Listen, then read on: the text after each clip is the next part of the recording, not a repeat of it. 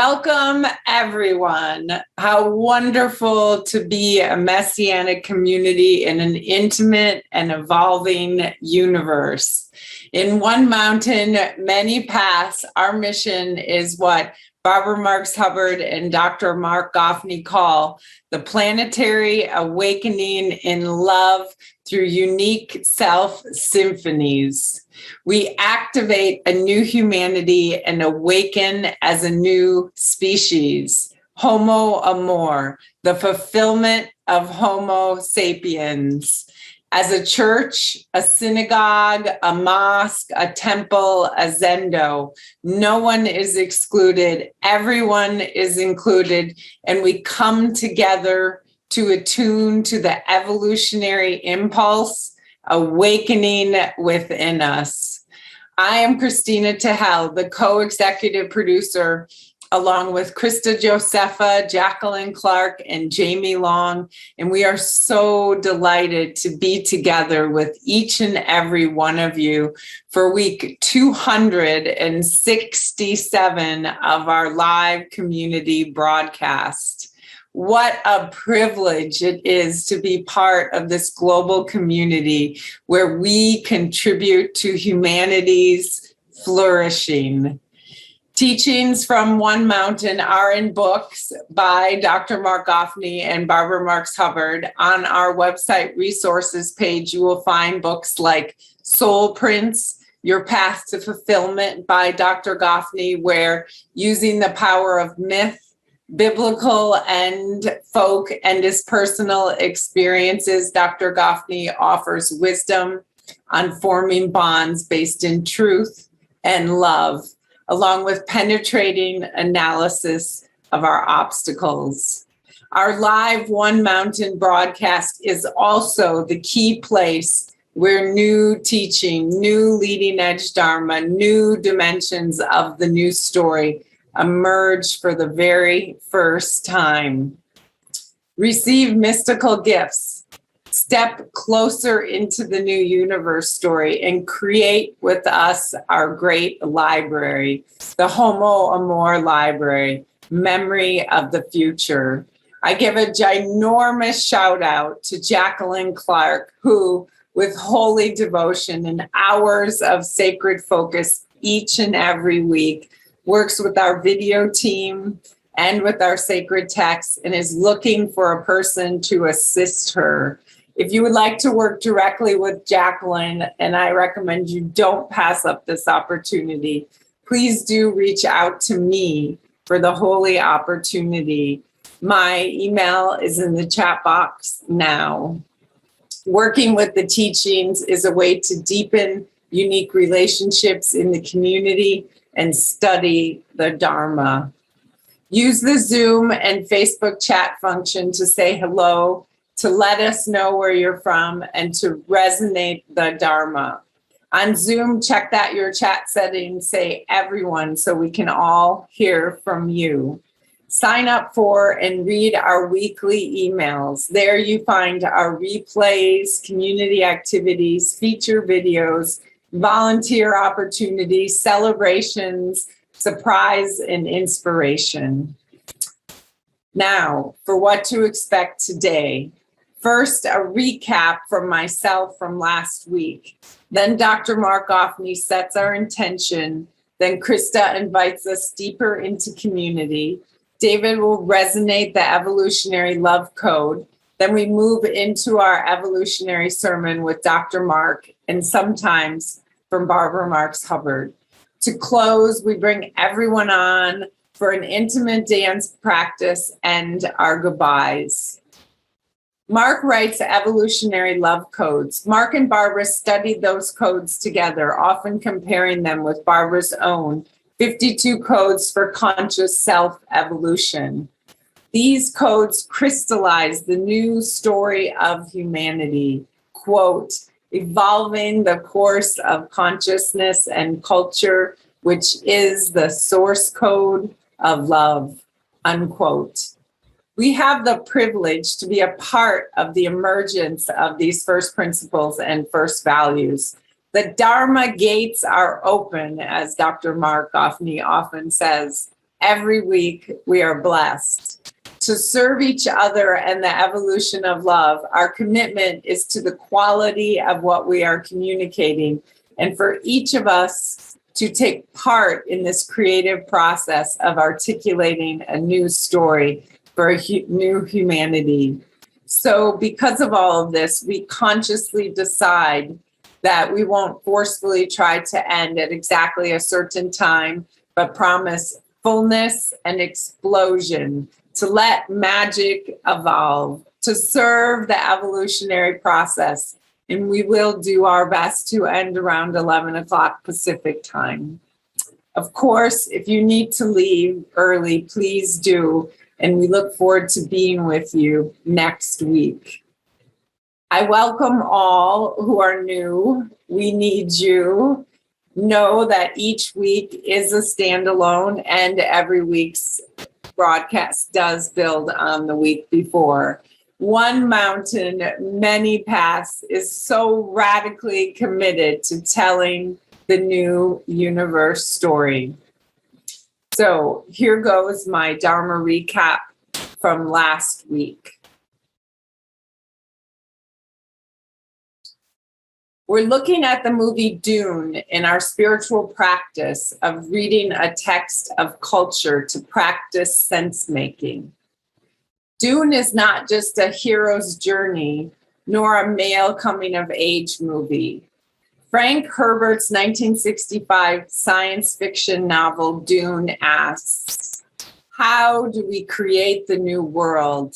And how do we create the new languages?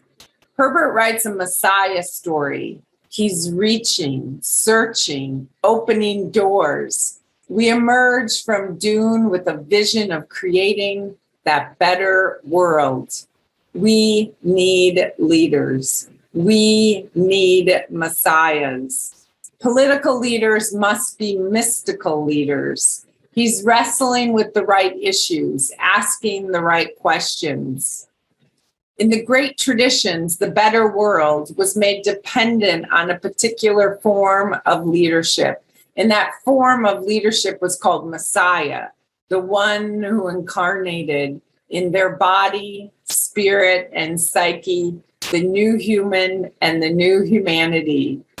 We want to make sense of this conversation through a new language, first principles and first values, through Dharma.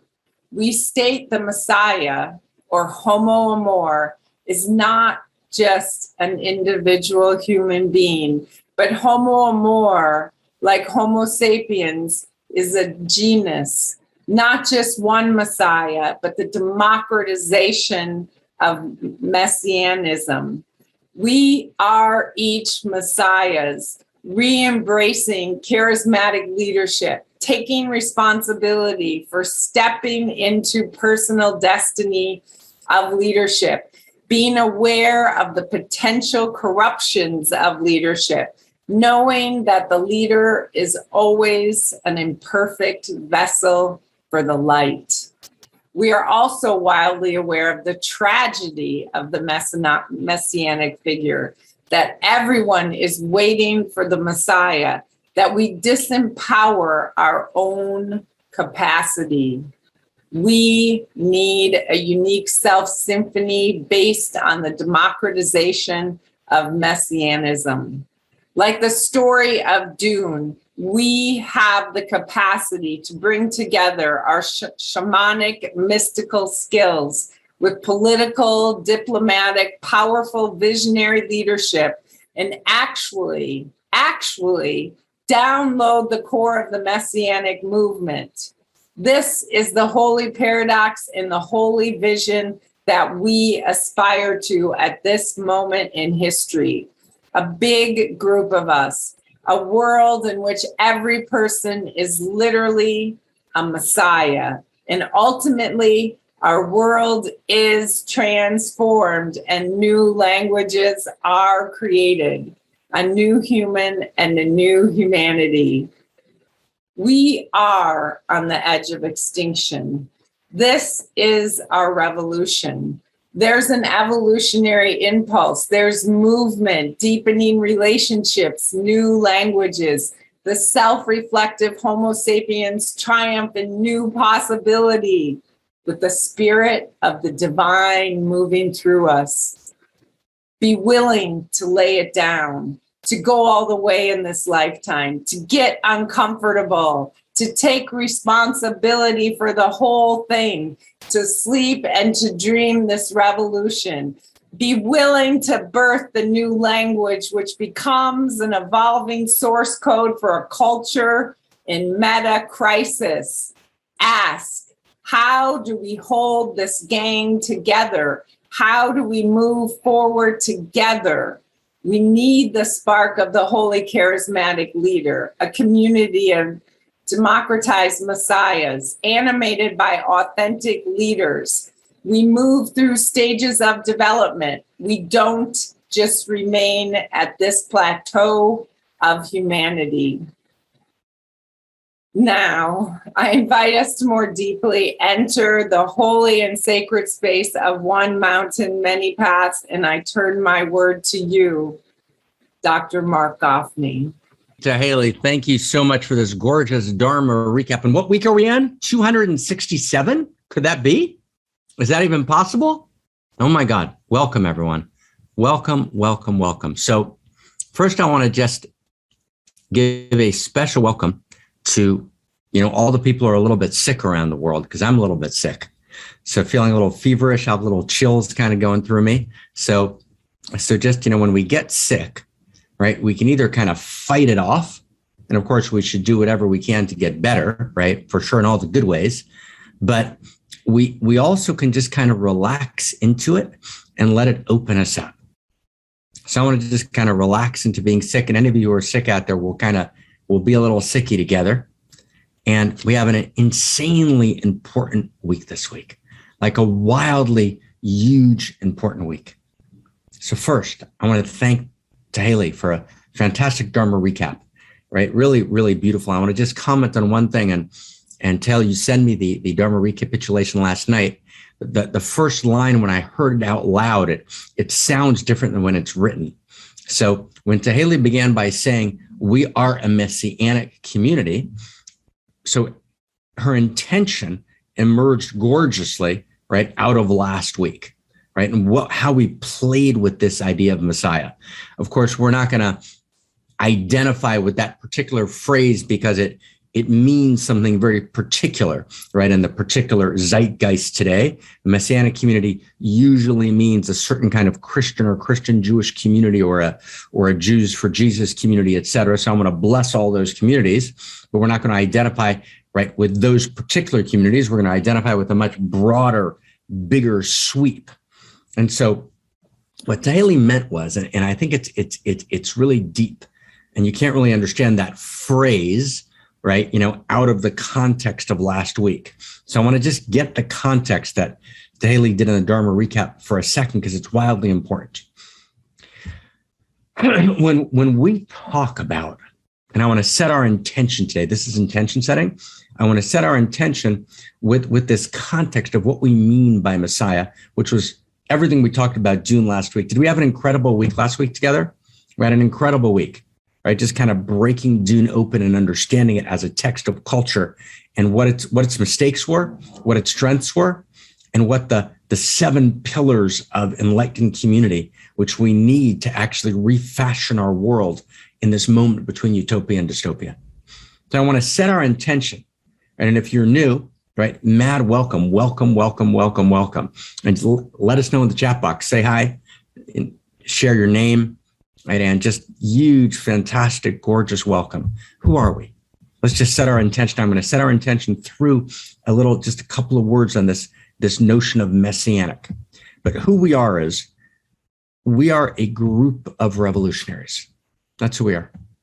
And we're a group of evolutionaries, right? And we're not afraid to be passionately committed, right? We're not afraid to talk about our commitment to go all the way in this lifetime. We're a band of what we call outrageous lovers. And by outrageous lovers, we're not talking about sexuality.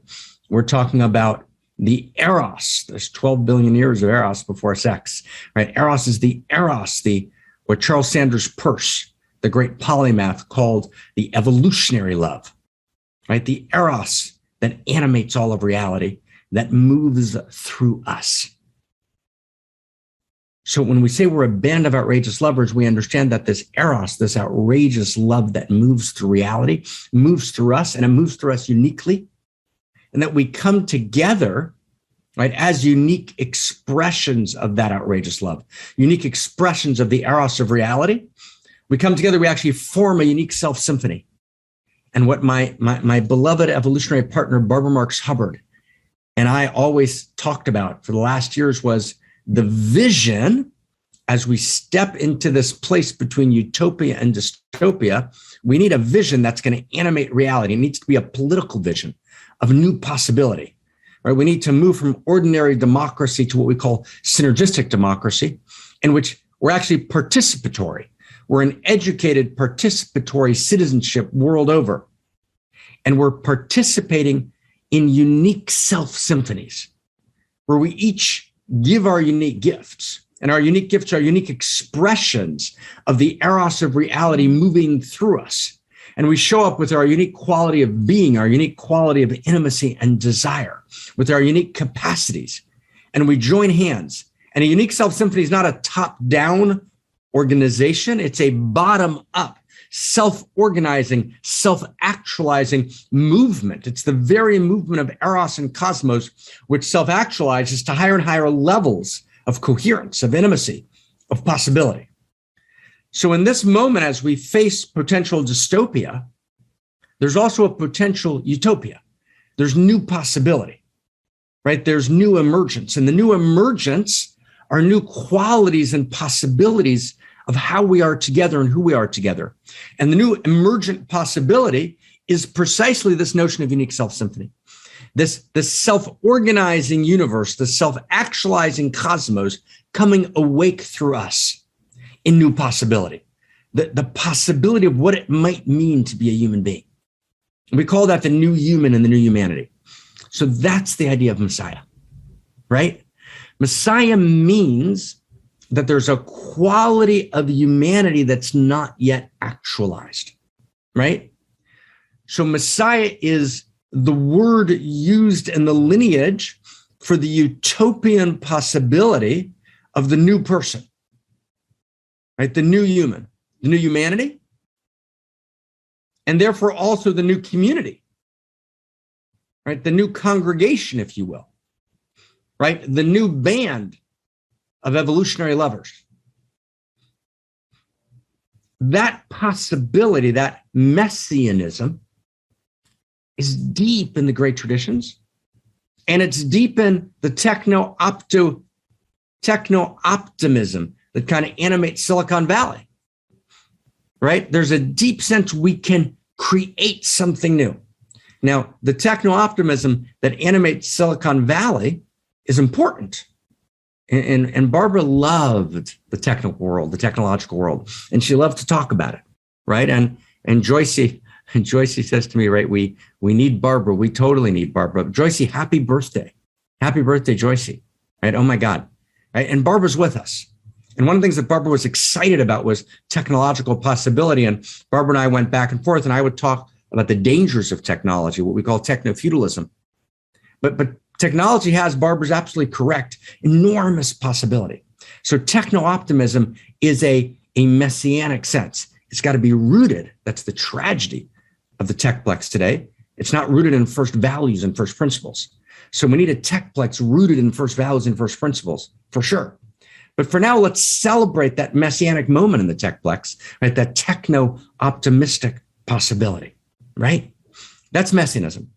Whether it's in the great traditions that talk about this new world that can emerge, or whether it's in the techno-optimism, right, of Silicon Valley and the Silicon Valleys all over the world, right? We've got this realization that evolution is alive inside of us, and evolution is the movement towards the good. Abraham Cook, this great evolutionary erotic mystic of the 20th century, writes, "How can one despair when one knows of the force of evolution, which moves all of reality in every detail and every particular expression towards the good?" Right? So, wow, that's messianism. And of course, on the other side, in the great traditions, is Armageddon. And Armageddon is the intuition or the realization of what we today call existential risk. Now, how do we navigate the two? We navigate the two, and this is the core of what we said last week and the core of Teheli's beautiful Dharma recapitulation. We navigate the two by creating new possibility. And the new possibility is what we're calling the democratization of the Messiah, right?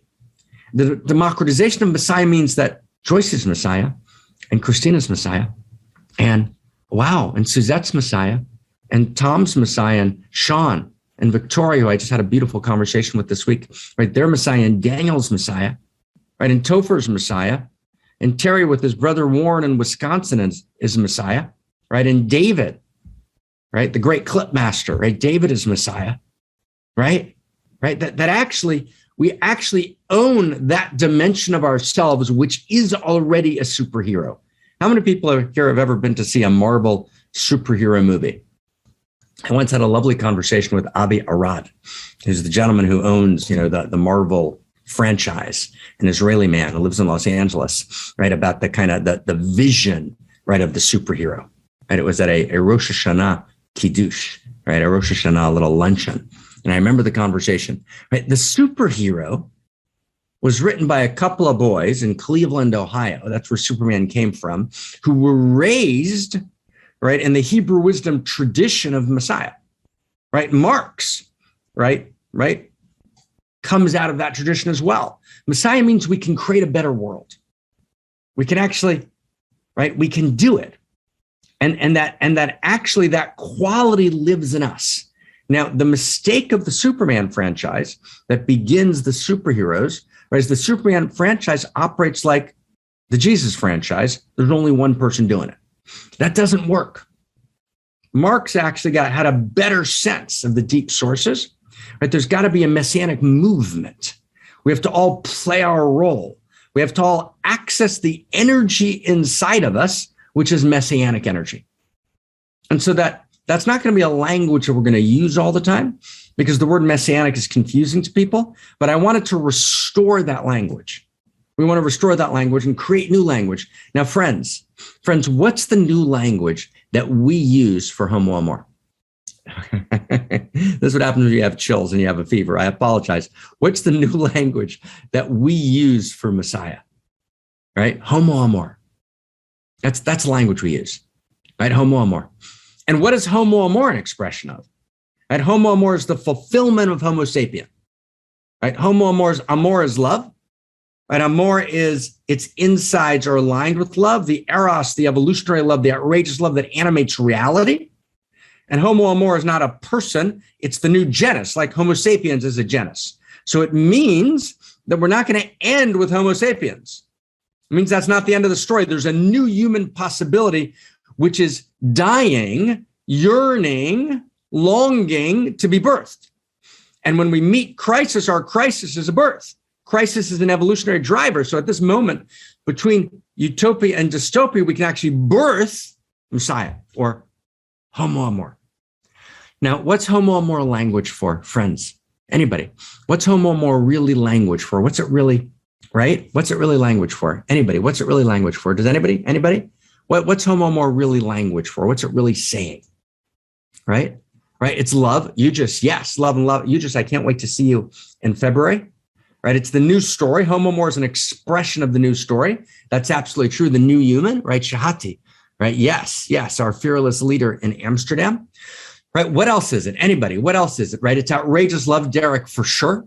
Right? It's Messiah together. But there's a word where actually that word it actually means Messiah. It's just another word. Right? And the word is actually unique self. The word's actually unique self animated by Eros, Derek. Yes. And unique self, what does unique self mean? And I want to really get, because we can use the word and we forget what it means. Unique self is the deepest understanding we have of who the human being is. Unique self is not my Myers-Briggs test, right? Not my Myers-Briggs test. It's not my talent, right? It's not, my employer had me take a bunch of proclivity tests to see how I can be commodified best. No, unique self is the realization I'm not just separate. I'm not just a separate self. Separateness is, as Albert Einstein said, an optical delusion of consciousness, right? I'm part of the one true self, right? You with me, Derek? I'm part of the one true self. But that true self, which is the seamless code of the universe, is seamless, but it's not featureless. And its unique feature is Derek Tendersong, right? My unique expression, Derek writes, of beauty's becoming. Derek writes in the chat box. That's right, brother. Right? It's my unique expression of amor. That's why it's homo amor. It's my unique expression of the love intelligence and love beauty of all that is that's living in me, as me, and through me. So unique self actually means Messiah. So the way we say it is not we're a messianic community, right? Which is, again, was completely appropriate for Teheli. She got it exactly right this morning. She was picking up on the Dharma recap. So in that context, it was beautiful. But what we're really saying is right, we're a unique self community, right? We're a homo amor community. Does everyone get it? We've actually gone deep into that idea, right? I'm a unique expression of spirit. I'm a unique expression of the love intelligence, love beauty, and love desire. Right? We're creating new language. We're a unique self community.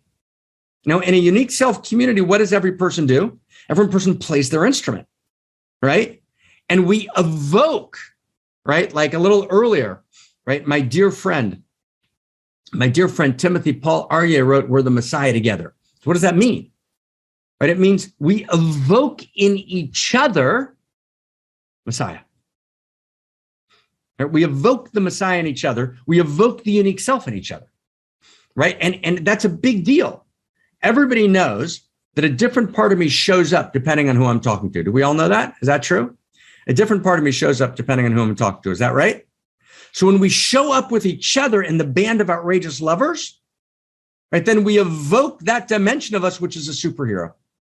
We evoke that dimension, which is an irreducibly unique expression of the love intelligence, love beauty, and love desire of all that is, that lives uniquely in us, as us, and through us, right? That has a unique capacity, a unique quality of intimacy, a unique perspective that comes together to give my unique gift, that addresses the unique needs in my unique circle of intimacy and influence. And we join hands and we create a new kind of community, right? A unique self-symphony.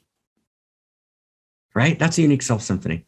That's the image of unique self-symphony. Now, a unique self-symphony is not a superorganism the way it's talked about today in the literature, right? A superorganism or a social hive can often operate without first values and first principles, and often effaces, obliterates uniqueness. A unique self-symphony transcends and includes radical individuation. But it's individuation beyond ego, right? Unique self is higher individuation beyond ego. Does everyone get that? That's like wild. So we're a unique self-symphony. That's who we are. That's who we are, right? And we play our instrument and we evoke Messiah in each other, right? Wow. Like, wow. Like it's such a blowaway. Like what else is there to talk about? I mean, it's so ecstatic. Right? I want to finish this and I'm going to check the time. Okay. So it's 1:28 and we got about 32 minutes left. Okay. So let's stay kind of really close in. Okay. Let's stay really close in. Let's tell you like a 10-second story.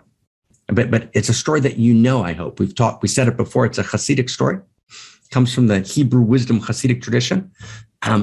Scott Peck, who remembers Scott Peck? Anyone remember Scott Peck? Who remembers Scott Peck? Anybody? All right, Scott Peck wrote a book called The Road Less Traveled By in 1975. Wild man. I had a complicated life, painful life, struggled with his sexuality his whole life, couldn't quite work it out, and made a huge contribution, right? So Scott Peck loved this story as well, but the story comes originally from the Hasidic tradition, right? And it's a story that you know, but now all of a sudden it's going to become clear. And it's about this abbot of a monastery, right? Who the monastery is going bankrupt. There's only 5 people left. So he goes to meet the rabbi in the forest to know what should I do about the monastery. And the rabbi says, I'm sorry, I can't help you. I just can't help you. I'm so sorry. But I think you guys are going bust. So the abbot's like, wow, him and the rabbi have been friends for 70 years. So that's all you have to say. So that's all I have to say. So they're walking, they've parted, they're each walking in their own direction. And the rabbi turns around and he calls over his shoulder, right? He calls over his shoulder, right? And he says, by the way, I know there's only 5 of you left, but one of you is the Messiah. Wow. The abbot's like, wow, one of us is the Messiah. Then he gets back and he shares with the other 4 people, the other 4, there's 1 sister and 3 brothers who are still in the monastery, that one of us is the Messiah, and everyone assumes it must be the abbot, right? It must be right? And they treat the abbot with such dignity and such grace because the abbot is obviously the Messiah, right? Wow. Right? The abbot's obviously the Messiah, and wow, it's so gorgeous. But then they think for a second, they say, well, but Brother Luke, right? He makes the food and the food is so alive and it nourishes us and sustains us. And maybe the rabbi didn't mean the abbot. Maybe the rabbi meant Brother Luke. And so they start treating Brother Luke, right, with this great dignity and this great respect and honor. And it's very beautiful. And then they think about it for a while and they say, but maybe it's Sister Mary. Because Sister Mary, she's just such this nurturing and beautiful and alive and creative, right? Divine, feminine. And right, that way, the rabbi must have meant Sister Mary. And they start to treat Sister Mary with this great dignity and grace and wonder and beauty, right? And then they think, well, maybe it's Brother Leo. And right. And then they start treating Brother Leo. And then finally they say, no, it's right. It must be Father Thomas, right? And little by little, and all of a sudden, faster and faster, the monastery begins to grow. And people begin to come and to flock to the monastery.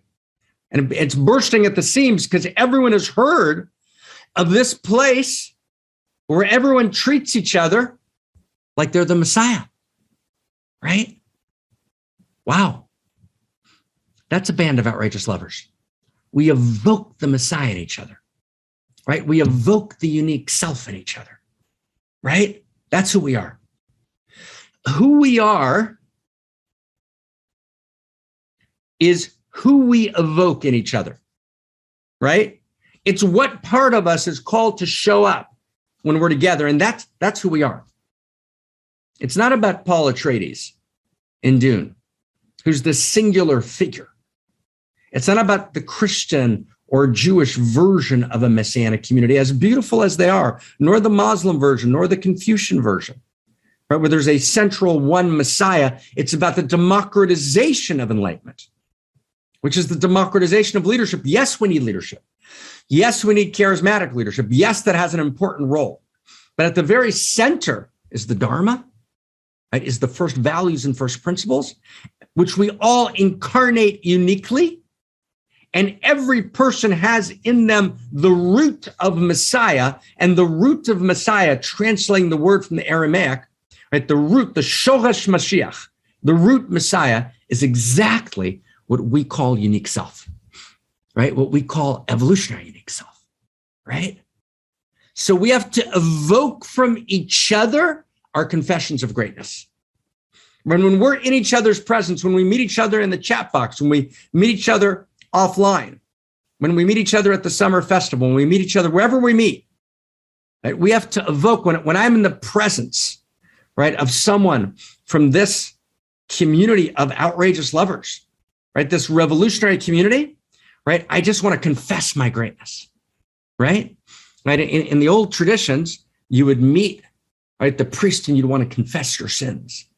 No, we need a new priesthood, right? And it's a priesthood which is democratized, where we evoke from each other our confessions of greatness. Wow. Wow. Oh my God, right? Right, Becca, that's Eden. That's home. Wow. Wow. So first, I apologize. I've got a little bit chills and I'm sick today, so my timing is a little off, right? So I probably talked a little bit too long, so I apologize for that. And we'll get each other back in track, and we're gonna just get started today. So David's gonna resonate the code, right? Then Krista's gonna invite us in, and then we're gonna deep into the new code, and then we're gonna do, right, this deep practice of prayer together, right? But prayer, it's not just the prayer in the community. There's two points. It's not prayer in the old sense. It's not cosmic vending machine God, right? That I turn to, put in a quarter and get out a shiny car. Prayer is when I turn to the infinity of intimacy, the personhood of cosmos, right? And I say, hold me, hold my broken and holy hallelujah. That's one. But two, I don't just pray in the community. It's prayer of the community. It's not prayer in the community. I want to get this distinction. It's not prayer in the community. It's prayer of the community. It's the prayer of the unique self symphony in which we have with each other. And I want to add a new idea, right? Again, it's not the prayer in the community. It's the prayer of the community. And I want to put a new idea. First, you get that distinction, not prayer in the community, prayer of the community. Does everyone get that?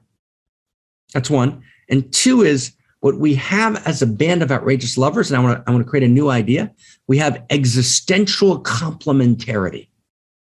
Wow. You get that idea? Meaning, if I'm missing something, Becca has it. If Becca's missing something, Tom has it. If Tom's missing something, Terry's got it. If Kristina Tahali's missing something, David's got it. Right? Together, we're whole. Right? Separate, we hang. We hang together, we're whole. Existential complementary, right, of the community. That's unique self-symphony. So we pray as a community. That's what we're going to go through today. Okay? We're going to be together for about another 30 minutes. Every minute is like crazy precious. Okay? Oh my God. Joycey, we're just saying happy birthday again, right? We celebrate your birth, Joycey. Right? We celebrate your birth. And you know, a birthday is the day, Joycey. Today's the day God has decided she could not do it without you. Right? Nor can we. Oh my God. David, take us inside, brother.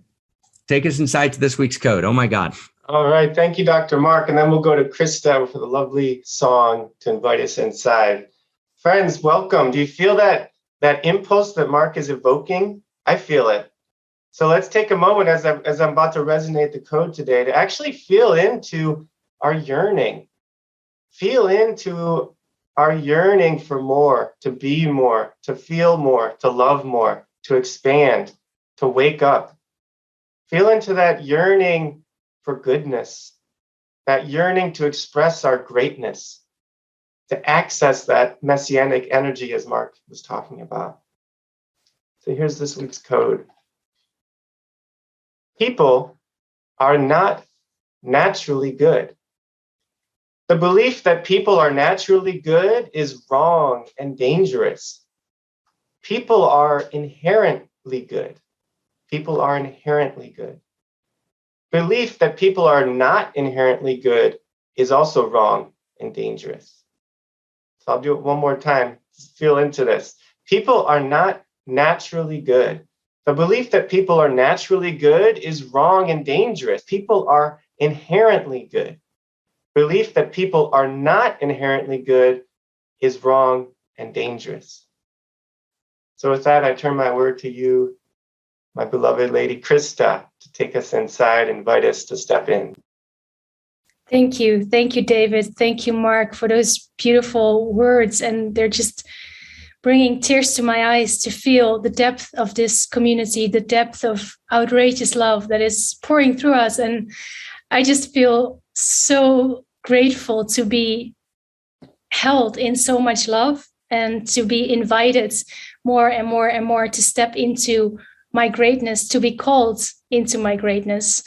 And I want to invite you too, and we are all constantly inviting each other to step in, to come closer, to really feel how this outrageous love, how this unique self symphony, this beautiful energy of outrageous love and eros is moving in us, as us, and through us. And the more each of us can say yes to that, the more she will bring us to life, and we will together create that more beautiful world that we know is possible. I'm so honored to be here together. So the way that we do that, one of the ways is by contributing our gifts. So if you feel like you want to participate in this unique self symphony, co-creating together, we have many different teams working together all throughout the week, and that is truly a pleasure. So if you want to know more about that, I will put my email in the chat box right now, and you can find me there, and I would love to get to know you. And the other way to do that is, of course, by becoming a member of One Mountain and to resource and fuel our home together. So I just want to take one short minute to show you how you can do that. You go to our website, onemountainmanypaths.org. And if you click here on membership, you can read all about what it means to become a member. You get access to beautiful online meeting spaces where we are constantly practicing together, meeting each other, and becoming this new human together. And you also get these 9 beautiful courses. If you scroll all the way down, you can see them. Awakening Your Unique Self, the Pleasure Map, God is Eros, hours and hours of full transmission of this Dharma so you can truly embody Homo Amor yourself. So go to onemountainmanypaths.org and sign up to become a member. And please do give as much as you can. And you can choose your own contribution, but most people are giving $100 a month. And that is totally awesome. Thank you so much for doing that. And with that, I give my word to you, beloved Dr. Marc Gafni. Oh my God. Thank you, David. Right. Thank you, David. Thank you, Krista, Josepha. Thank you so much. Right. Oh my God. So let's see if we can find this. Let's get our code. Let's find our code. Okay. So David, thank you for the code. People are not, let's find it. People are not naturally good. Whoa. Right. Does everyone get that? Does that shake us up a little bit? People are not naturally good. The belief that people are naturally good, right, is how what, right? Like, oh my God, right? The belief that people are naturally good is wrong and dangerous. People are inherently good. Belief that people are not inherently good is wrong and dangerous. So, I want to just say something about this for a second before we get started. I was talking to my beloved friend and colleague, the great teacher of Kashmir Shaivism, Sally Kempton. And, Sally said, wow, I just shared this with her a couple of nights ago. And she was like, wow. She said, that resolves issues I've been thinking about for 30 years. So I just want to share with you, right? And just, from my heart to your heart and, my sicky chills that I'm having right now, to whenever you've been sick, right? This formulation, right? This formulation I've thought about for 20 years. And this formulation is what I would call a second simplicity. Okay? A second simplicity. And I'm going to go for Derek. Derek says innately good. I get the word. Let's stick with if that's okay, brother. I'm just going to stay with one word, inherently good. But innately is close. But this code is what we call second simplicity. Meaning after wrestling with life for decades, right? And with, 1,000 texts, right? Texts of real life and sacred texts, right? Right. I came to this formulation, and it's good, right? It's good, not in the sense of like, I did a good thing, but more like it captures a lot, and it's wildly important. Okay. So let me see if I can try and we're going to do two One Mountains on this one and one more. And I want to and if I can, right, just because I'm a little bit sick today, I want to do like a fireside chat with you. Can we do that? Can we be in fireside chat mode? Is that okay? Is that okay, everybody? Okay. So here's fireside chat mode.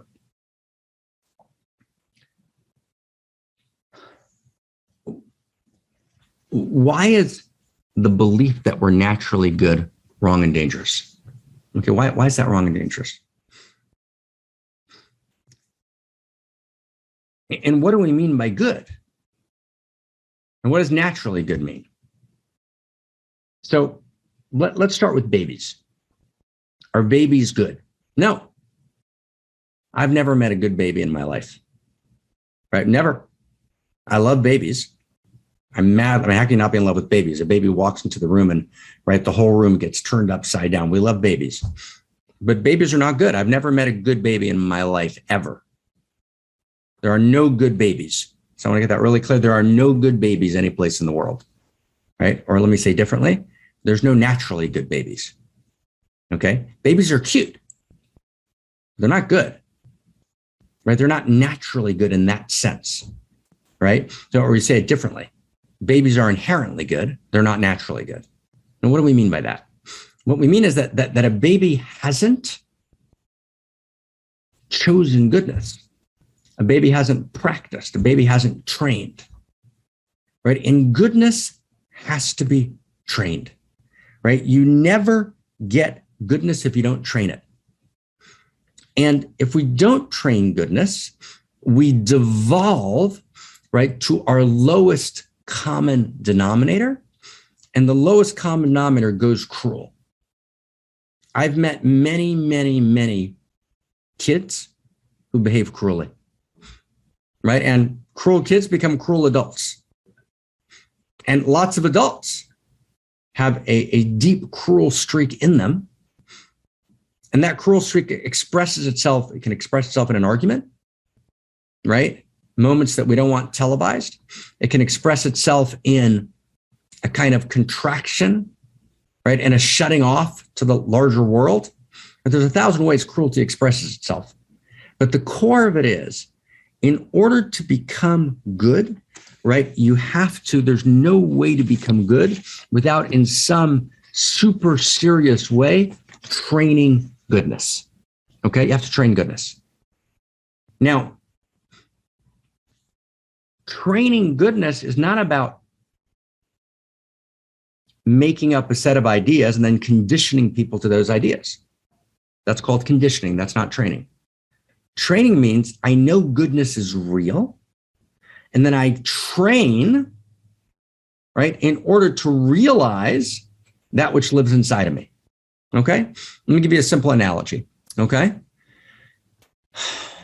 What's a good analogy?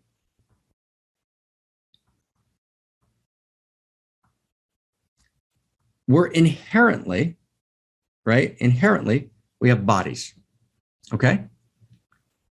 In order to make our bodies strong, we have to train our bodies, right? It's almost never will you see, right, a body, right, that's super strong, super balanced, super, right, well developed, but in a beautiful sense, not in an obnoxious sense, in a beautiful, elegant sense, right? That hasn't gone through some level of training, some level of practice, right? We might have, in a different realm, right? We might naturally, right? We naturally, what's a good example, right? We naturally fall in love, right? Everybody falls in love, but to stay in love is not natural, right? So there's a biological movement towards falling in love. There's an existential movement towards falling in love. We don't stay in love naturally. No one stays in love naturally. Staying in love, which is what love's about, takes training. It takes enormous training, enormous discipline to actually hold love, to stay in love, right? To be 1 billion times more in love 10 years later than you were in the first 2 months. So it's a very, very powerful idea, right? The idea is that love lives inside of us. That's absolutely true. Love lives inside us. That's true. Love lives inside us. It's in us. There'll be moments when it's activated, an explosion, right? Falling in love, nature doing its thing. But then that disappears. It gives us a glimpse of what's possible. Then it's gone. And then actually to be outrageous lovers, I've got to train, right? It's all a huge training to be an outrageous lover. And at the core of outrageous lover is goodness. unique expressions of goodness, unique expressions of kindness, right? But I've got to train for those. If I don't train for them, they don't exist. They disappear. Not only do they disappear, but I devolve towards my lowest common denominator as a human being, right? Right. And I get, sloppy. I get slovenly, right? Remember that novel by, what was it called? William Golding, right? Called The Lord of the Flies, about the kids alone together on the island. And what happens? These beautiful children devolve to cruelty. Now, stay close, okay? So why is this belief in our code, why is this belief kind of wildly dangerous? Because if I don't actually understand that, stay close, I'm inherently good, goodness lives in me, but I'm not naturally good, I've got to train goodness, right? Then I don't actually engage in the process of training, right? I don't actually understand that in order to become good, I've got to train. So whenever something goes wrong, whether I do something wrong or something goes wrong in my community, right? It can't be me because I'm naturally good, right? I don't get the distinction between naturally good and inherently good. So if something goes wrong, what do? I blame it always on outside forces. That's number one, right? If I actually believe that people are naturally good, then if goodness is not happening, I say, can't be me, must be outside forces. And then we argue, what are the outside forces? Is it, problems in these kind of laws? Is it the conservatives? That's the problem. It's the liberals. That's the problem, right? It's, it's gun control laws. That's the problem, right? It's whatever it is. We pick a problem in society. Now that problem might be a real problem, but we make that problem, whether it's parents, it's schools, it's pornography, it's television violence. Now, all of those things may need addressing. But what we do is we make something outside of ourselves the cause of evil. But actually, right, the human being can devolve to evil, right? That's actually true, right? And evil happens in many forms. Evil is not just Hitler. Evil is when I shut my eyes to suffering, right? Right? Claire sent me something incredible on Friday, which we read, right? This incredible piece just about what's going on in certain parts of the world, right? It's evil when I close my eyes to suffering, right? It's evil when, right, I don't speak out against injustice. It's evil when I take away my unique gift when it's uniquely needed, right, in order to change the world, right? There's lots of ways, right? Evil's the opposite of live, right? Evil's not a pernicious devil. Evil's when I'm not standing for life. Evil's live spelled backwards. Okay, so the first reason that this belief is fundamentally dangerous, the belief that people are naturally good, is that what happens is I basically say the problem is outside, right? Two is, right, if basically people are naturally good and there's an outside problem, so people are no longer morally accountable. And we need accountability. If there's no accountability, it means you don't count. You have no dignity. You don't matter, right? So what we've done is we've replaced good and evil with sick and healthy.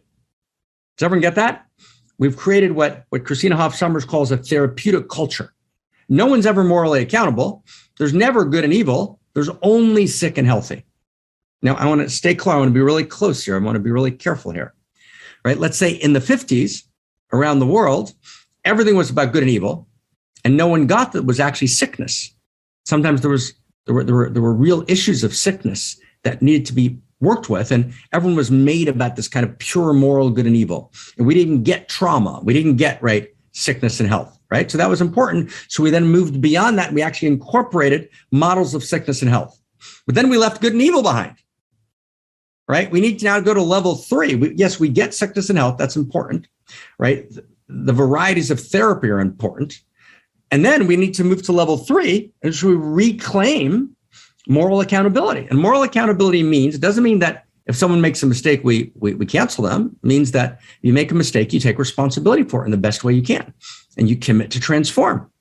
And then you move on, right? But there's responsibility. It doesn't mean cancellation. It doesn't mean shame. It means that I take responsibility for for my missteps in the best way that I know how. That's what makes a person who's great. A person can actually take responsibility and transform. And we love each other even more, right? But we take responsibility. We don't engage in a denial of evil in which we basically say, right, we're naturally good and evil's just sick. We don't reduce it to a therapeutic culture. Does everyone got that? It's very deep. That's 2, right? 3, this is the third reason why the belief that people are naturally good is the most dangerous belief in the world, right? The third reason is that if we believe people are naturally good, there's no reason to train goodness. And that's how we created, for example, I'll just give you one example, and it's true in Europe as well, in many places, certainly true in the United States. In the United States, the public schools do, what's largely a values-free education, right?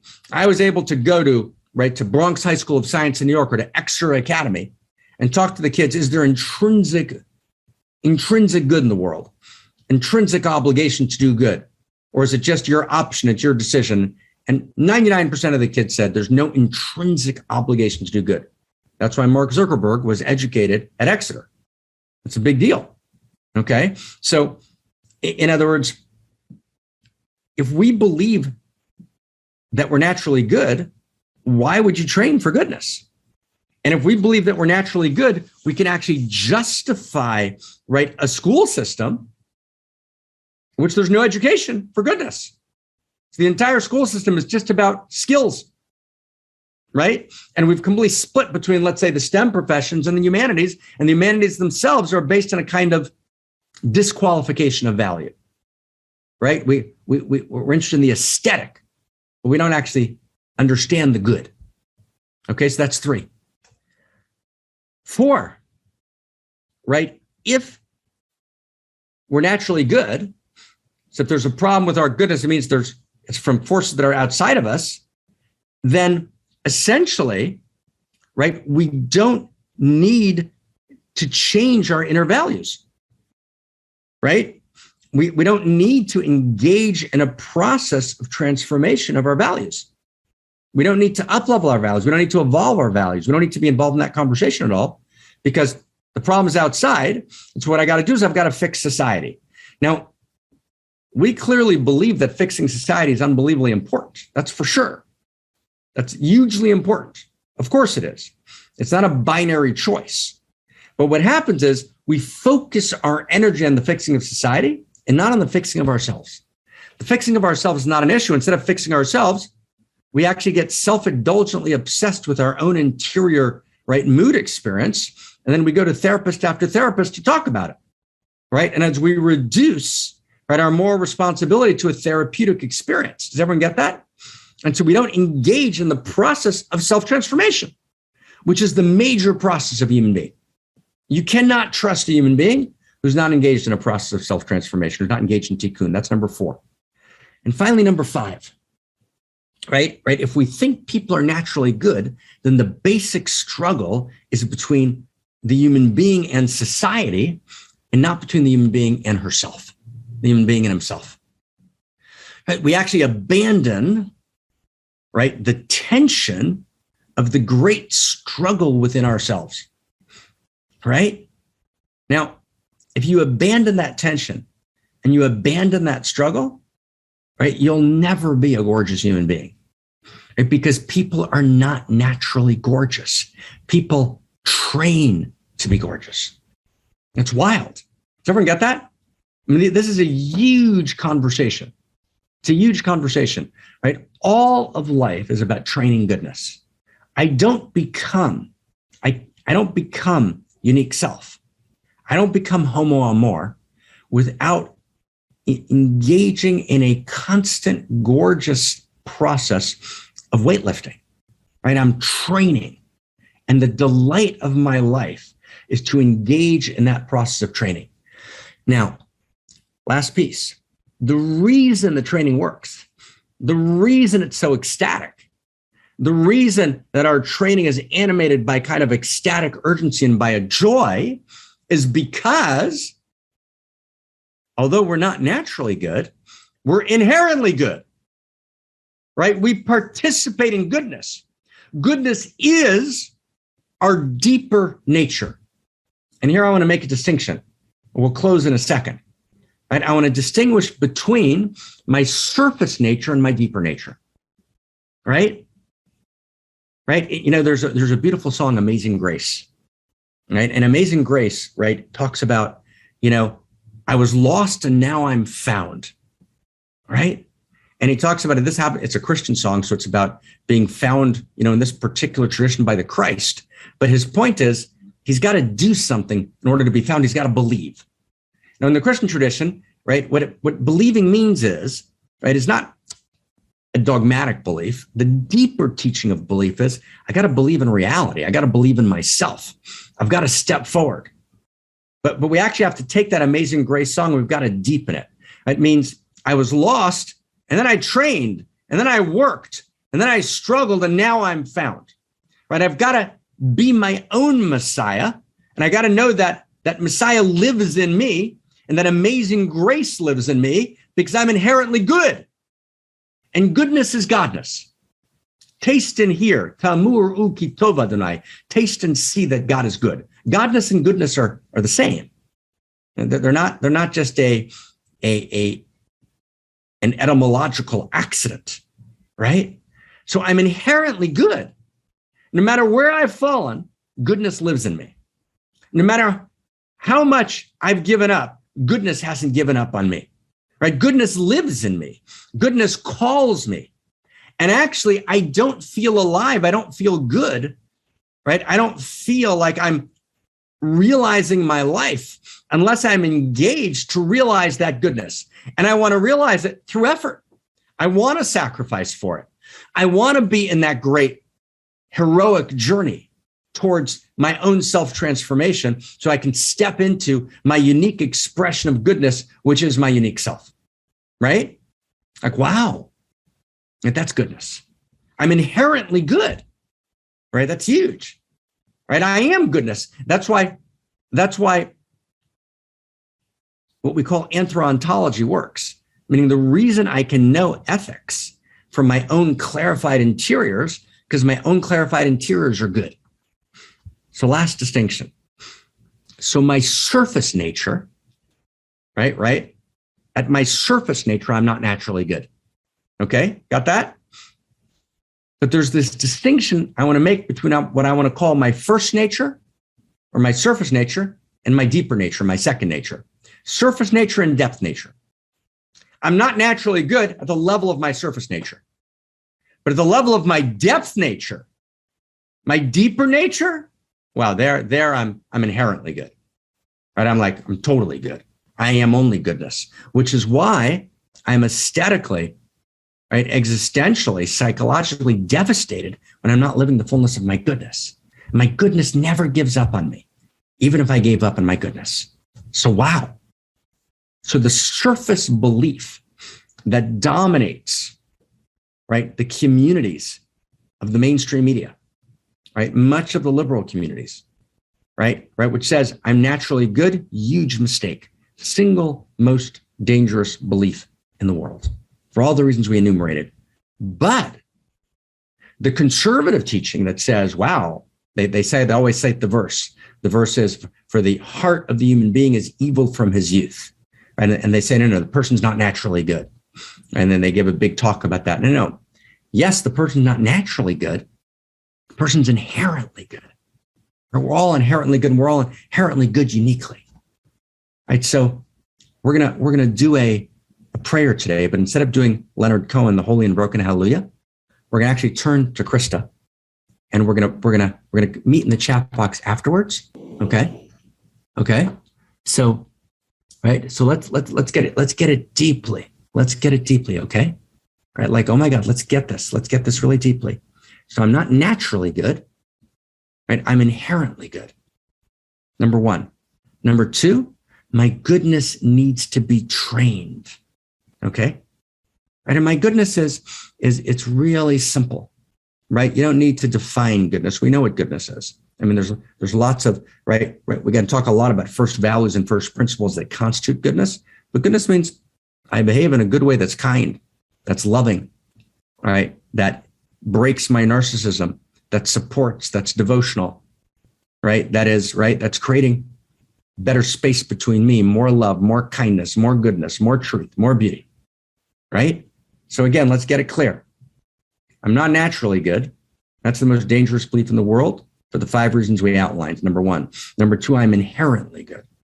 Like, wow, I'm inherently good, right? I might give up on my goodness never gives up on me. 2. 3, how do I activate my inherent goodness? 3. 4, by training, right? Life is a great training in goodness. Where does the battle between good and evil take place? Inside of me. Number 5, always, right? I'm madly committed to my own self-transformation, which is my own self-transformation to my own highest goodness, right? I was lost. Now I'm found. Amazing grace. It's that transformation. That's the essence of human being. So we're gonna listen to Krista. She's gonna bring us into amazing grace. Then we're gonna meet in the chat box and we're just if we can blow reality open with a prayer like we've never prayed before, right? For the mad goodness of our deep, irreducible, right? Gorgeous goodness. Amazing grace. Krista, take us inside.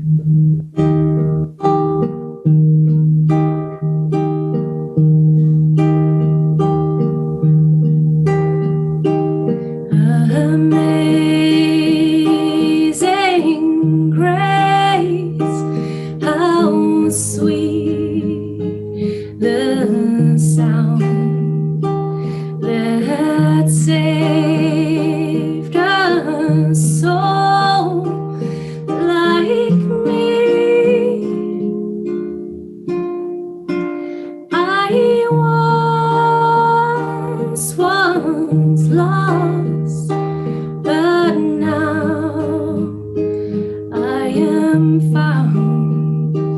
Was blind, but now I see. 'Twas grace that taught my heart to fear, and grace that my fears relieved. How precious did that grace appear the hour I first believed. My chains are gone, I've been set free. Outrageous love has opened me, and like a flood, her mercy reigns. Unending love,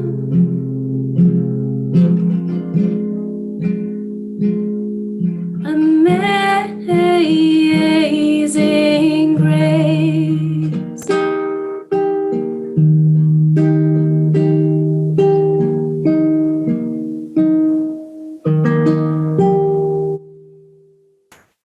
Oh my God. Amazing grace. Let's find each other in the chat box. Okay. We're going to pray from that place. You up for it, everybody? Right. Amazing grace. Right. And this is it's a big challenge, right? Friends, let me just ask you a question. Okay. Can I ask a question? Is that okay, everybody? Just in our last minute as we pray together. And then we go to close, right? With Krista, with David, with Kristina, with whoever we're doing our gorgeous closing. Okay. But let me just ask you a question. Just between us. Okay. Just between us. Ask you a question. Have you ever fallen? Have you ever, right, tripped up? Of course you have, right? We all have, right? We're all imperfect vessels for the light. Now, let me ask you another question. When have you felt best, most gorgeous, most stunning, right? Most yourself? When you were performing goodness in the world, right? But when you were performing goodness in the world, okay, stay close. Stay close, everyone. Stay, because this is what counts. This is where amazing grace happens. When you were performing goodness that required your effort, it required your sacrifice, it required your commitment, right? Right? It doesn't matter what we're doing. When we train, we're blowing out of our minds. We become amazing beings when we train. All human nobility, all gorgeousness comes from training. There's no way in heck we're going to make this revolution work if we don't train together. So a community of outrageous lovers is a community that trains in goodness together. And we're training in goodness all the time, right? I train in goodness every day, right? Then I fall, then I I want to get better, right? And I'm ecstatic. And I'm ecstatic when I can lift a little more weight of goodness, right? I'm ecstatic. It brings me unimaginable joy, right? And so when I pray, I turn to the source of goodness, God good, right? And I say, like, wow, will you train me? Will you help me be better? Will you let me be more God? And I'm going to just tell you a little secret. I know that this is hard for some of you to hear, okay? Because the liberal communities don't like this conversation, nor do the conservative communities. The conservative communities, they'll talk about human beings' inherent sinfulness, right? The human being is sinful. Ki yetzer lev hadam ra minu rav. They quote the verse from the beginning of Genesis. The human being is sinful from her youth, his youth. Right? Wow. So the conservative communities, they don't like this. We're saying, no, the human being is inherently good, right? God lives in you, as you, and through you. Goodness and godness are one. Like, wow, right? And at the same time, the liberal communities get lost and they say, no, the human being is naturally good. And if human being is naturally good, we can create public schools without any training for goodness, no problem. We can have people vote in elections without any training for goodness. And without any idea what, right? No training, you're just naturally good, which is a disaster. And then we have an entire digitally mediated world, which appeals to the human lowest common denominator, right? And we begin to break the very structure of society itself. When we abandon training for goodness, we break the structure of society itself.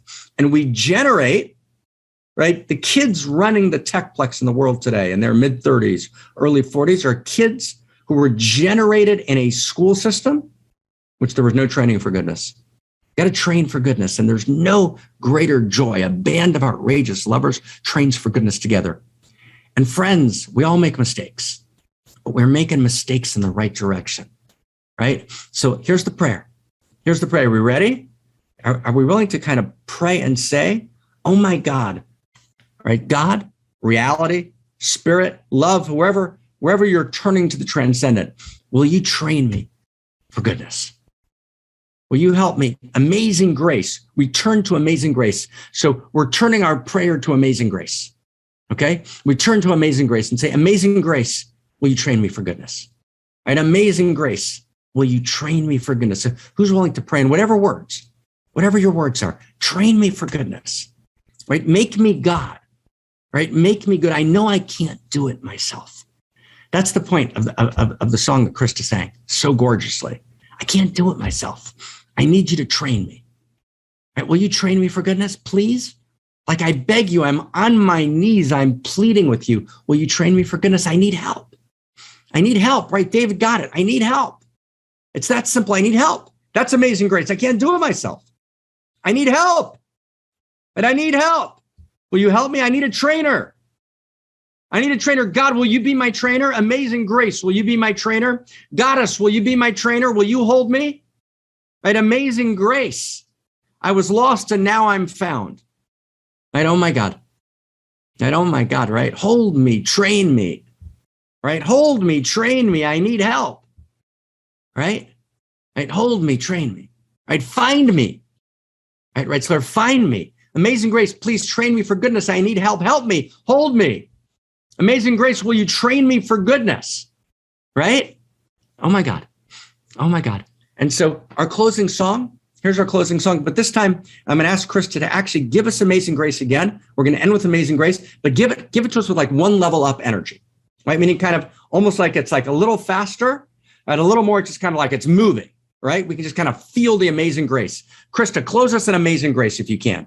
Okay, close us in amazing grace. I know that's a surprise. I know you weren't expecting that. You were going to put on, right, a gorgeous, gorgeous thing, but let's actually stay in amazing grace. Okay, but give it to us, bring it to us the next level of energy, just a little tad faster. Take us inside, right? Close us amazing grace, right? Right, take us inside, sister.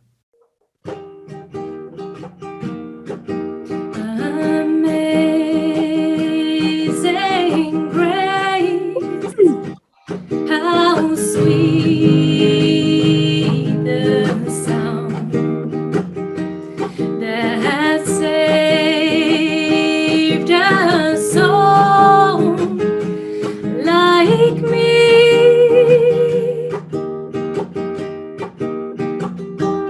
I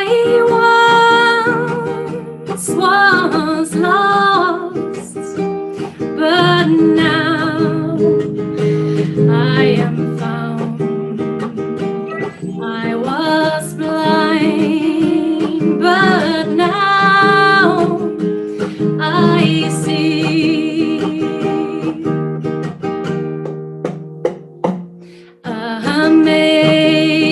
Amazing grace, how sweet the sound that saved a soul like me. In the heavens, Krista.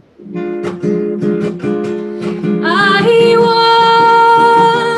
once was lost, but now I am found.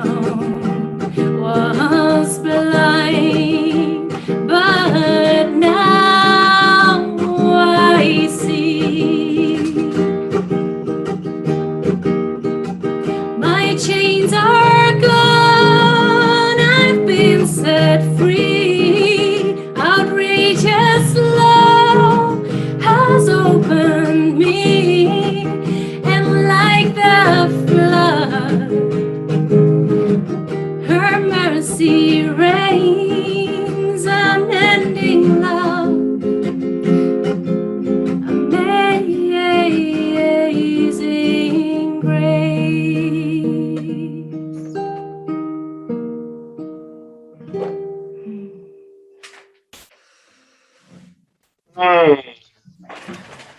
Let's Krista, be together on Wonderful, Krista. Thank you. Gorgeous.